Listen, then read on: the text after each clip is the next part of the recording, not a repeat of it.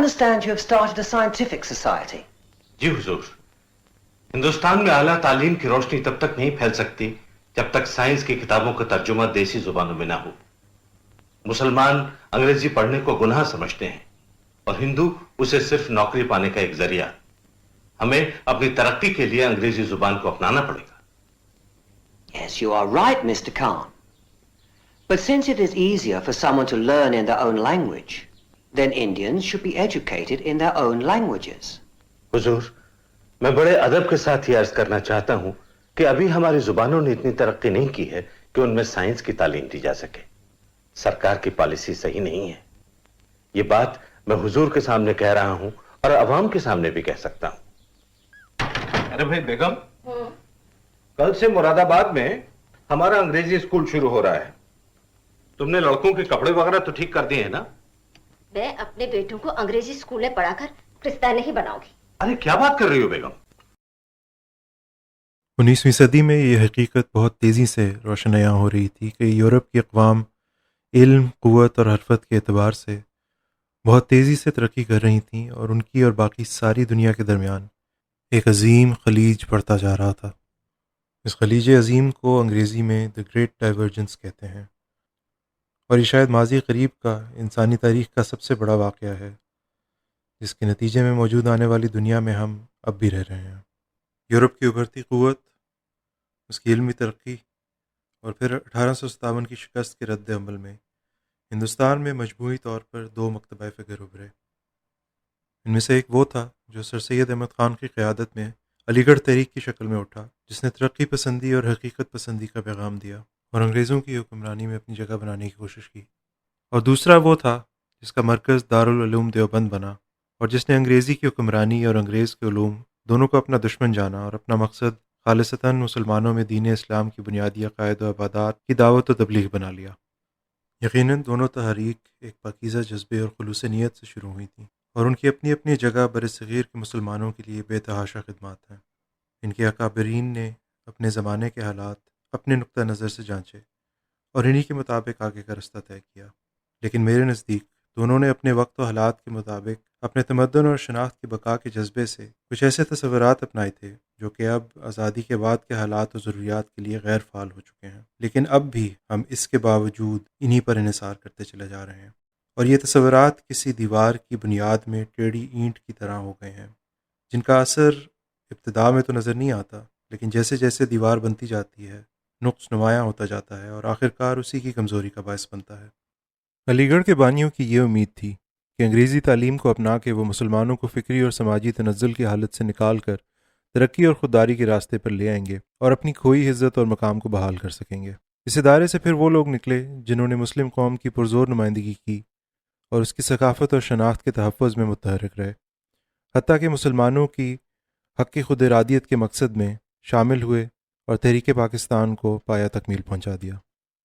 اس عظیم مقصد کو حاصل کرنے میں تحریک علی گڑھ کی نوعیت علمی سے زیادہ سیاسی ہو گئی، اور وہ اپنے اس وسیع مقصد میں شاید مکمل کامیاب نہ ہو سکی، یعنی قوم کی اجتماعی فکر، شعور اور علمی سطح میں ایک حد سے زیادہ بہتری نہ آ سکی۔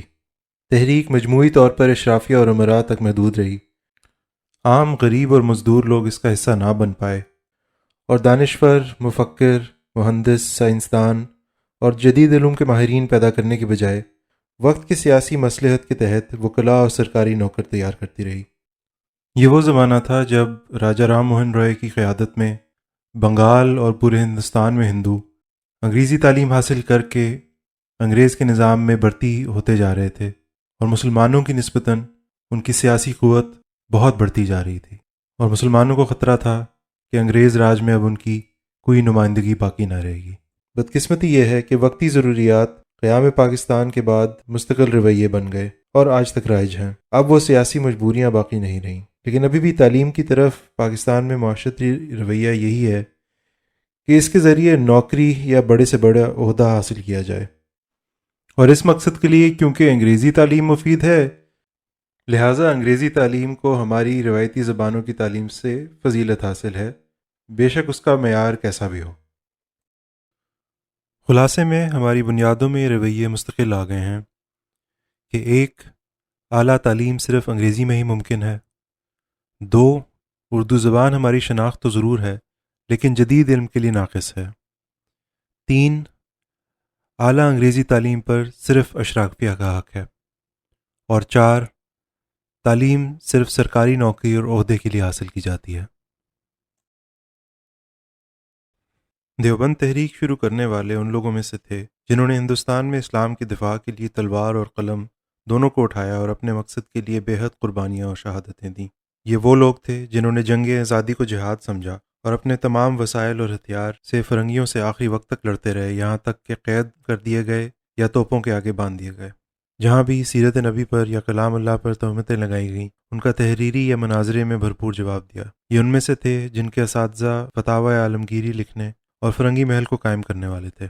ایسے دور میں جب کہ مسلمان حکمرانوں کی سرپرستی کے بجائے سامراجی قوتیں دشمن سمجھتی تھیں، وسائل کی قلت کے باوجود عام لوگوں میں اللہ اور اس کے رسول کے تعلق کو قائم رکھنے کے لیے ادارے بنائے، مسلم رسم و رواج کو جاری رکھا اور پھر وقت کے ساتھ ایسے علماء تیار کیے جن کو دنیا بھر نے سراہا. یقیناً آج بھی برصغیر میں اسلام جس مقبولیت اور قوت سے قائم ہے اس میں دیوبند کے علماء کا بھرپور کردار ہے. لیکن یہ لوگ بھی ہمارے لیے علی گڑھ کی طرح ہماری فکری بنیادوں میں کچھ ٹیڑھی اینٹیں چھوڑ گئے جو کہ اس وقت کے لیے تو ناگزیر تھیں جب ہم بیرونی طاقتوں کے غلام تھے، لیکن اب جب کہ ان کی ضرورت ختم ہو چکی ہے تو اب بھی ہمارے دینی تعلیمی نظام میں رائج ہیں. پہلا یہ کہ خالصتاً دینی علوم کے تحفظ کے لیے مغرب سے آنے والے تمام نئے علوم اور ٹیکنالوجیز پر شک کیا جانے لگا اور اس سے پردہ داری کر لی. یہ شک بے بنیاد نہ تھا، یہ تاریخ کی حقیقت ہے کہ انگریز اپنے سامراجی مقصد کے لیے عیسائیت کو استعمال کرنا چاہتے تھے اور جدیدیت اور نیچریت کے فلسفوں سے روایتی مسلم علماء کو کمزور کرنا چاہتے تھے. لہٰذا علماء کا شک شاید ابتداء میں بالکل بے بنیاد نہ تھا، لیکن جدید علوم سے بالکل منہ موڑنے کا فیصلہ وقت کے ساتھ ساتھ بالکل غلط ثابت ہوا، اور جیسے جیسے نئی ایجادات آتی رہیں ہمارا مذہبی طبقہ ان کو رد کرتا رہا، حالانکہ دیر بعد انہیں ان کو تسلیم ہی کرنا پڑا.